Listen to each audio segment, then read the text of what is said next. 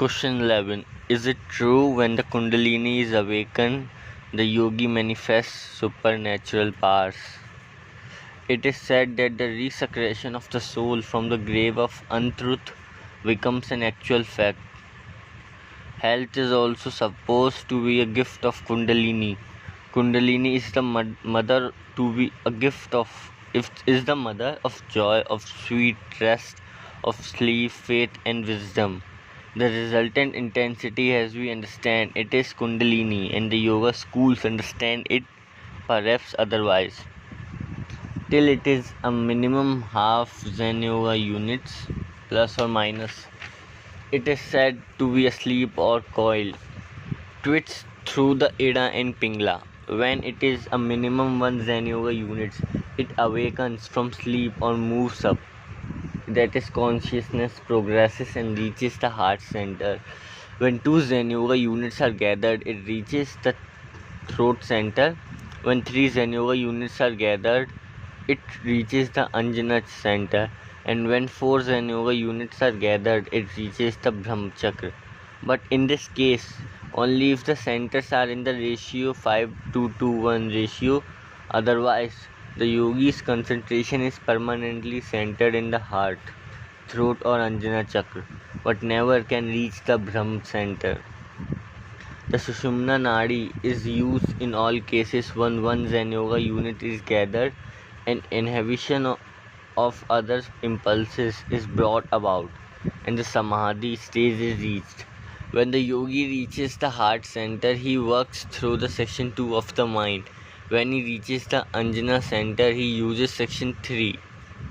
Only when he reaches the Brahm center does he function through section 4, and consequently in or through all the 4 sections of the mind. Till a person is able to function in section 4, he can function merely in one section of a mind at a time. But when he can function in section 4, he can function simultaneously in all the 4 sections. When the yogi reaches the heart center, he works through a cellular molecular body.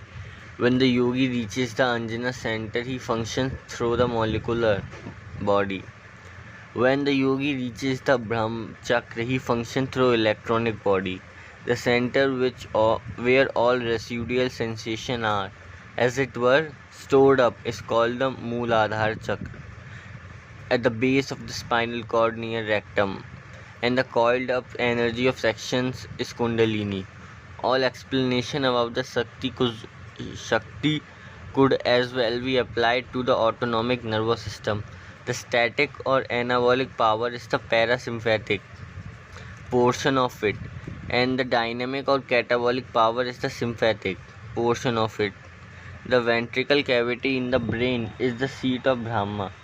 The passage to that cavity is narrow space at the lower end of the fourth ventricle in the brain.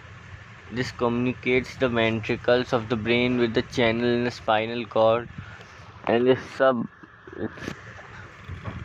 subarachnoid space. The Kundalini thus guards important openings in the cerebrospinal nervous system. Further, it will seen that the Kundalini extends from the brain to the Mooladhara chakra and is divided into 2 parts by Kundalini, which rests on the lower end of the spinal cord. Kundalini is therefore the resultant pattern in conjunction with the resultant intensity. It is the cavity which is guarded by 6 doors in the grey matter, and the Kundalini is the only force that can open them. It is here that the unruly chitta or the mind stuff is captured and made steady by the process of pranayam. It is only when the mind or the prana act as 2 conflicting entities that they run riot and keep the soul in bondage to Maya. Question 12. Are you trying to present a pet new theory of your own? Truth is eternal and very simple. It is able to be grasped by a child, and yet it can evade the scholars and the very learned. Being eternal, what was said and thought ages ago before our time is thought again and in our time, and will be repeated ages later. Only the language will change. The Gita says the indispensable philosophy I taught to Vivaswan, the founder of the solar dynasty. Vivaswan gave it to the Manu, the lawgiver, and the Manu to the king Ikshvaku. The divine kings knew it, for it was their tradition. Thereafter, a long time later, as last it was forgotten, it is this same incident truth that now I have now revealed to thee, since thou art my devotee and my friend. It is the supreme secret, O Arjuna. Does it therefore follow that it all falls on the deaf ears?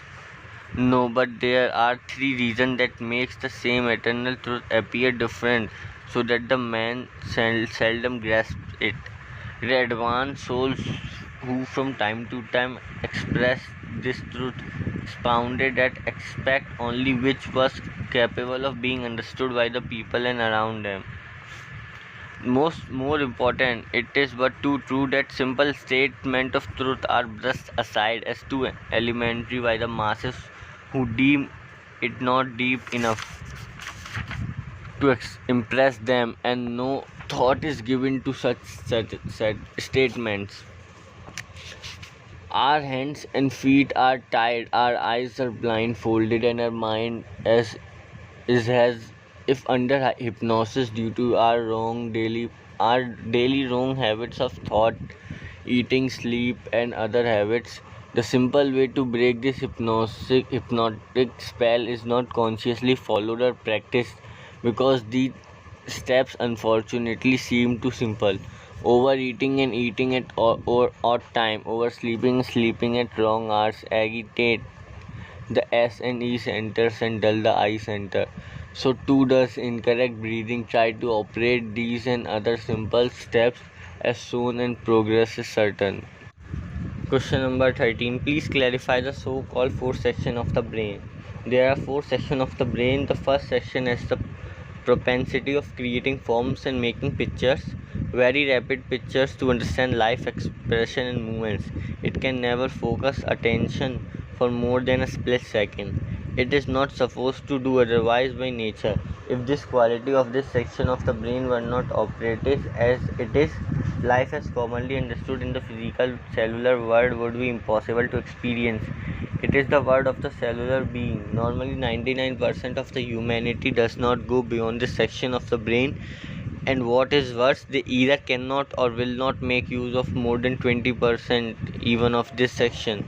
This section of the brain is the realm of accumulated facts collected over ages and improved by reuse, and yes, this word is magnificent, and its knowledge and consciousness capable of being very fast. In this section, man is aware of time and distance by virtue of moving pictures, their speed and distance from each other. This section of the brain is purely intellectual and has no bearing on the moral, wisdom, or spiritual side of a human being.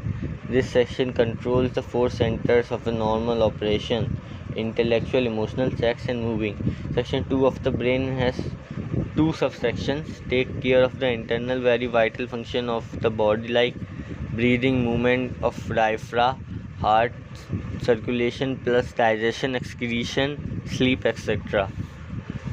The second subsection has the special ability to take one thought or a picture at a time for deeper study and to learn the purpose and find the proper answer to the problem or question presented.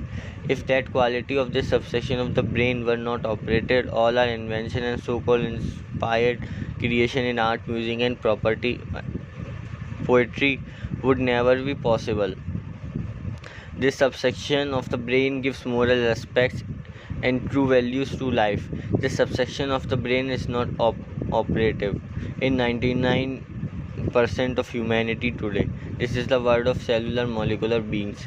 The third section of the brain has the ability to understand the purely molecular world. It is in direct contrast to section 1 of the brain, with the result of that people living in either section 1 or 3 find each other's world meaningless and unreal, even non-existing, and their pursuits vain and illusory. But to themselves they find their worth true, forthright, and practical. Time and space has understood why Section 1 ceased to exist for Section 3. It is, however, also true that the people who live in Section 3 live in a world of extremely glamour. Glamour in the sense of that being able to function and understand the molecular world. Their powers in the physical world are also great, being able to operate with the higher laws. Great in their temptation to use or misuse them. They appear in our words as saints, prophets, or miracle workers. The fourth section of the brain has the ability of section 1 and section 1, 2, 3 and put together and much more. It is the electronic world, and at will the yogi is able to function at any or all section of the brain. The new dimensions of consciousness and the power due to an understanding of all law is great and never misused. Such a person is almost a god on earth. No section of the brain can be or should be called conscious or subconscious or superconscious. Each section is fully conscious within its domain. Through the consciousness of the eye center of section 1 may not be aware, and hence the misleading term subconscious.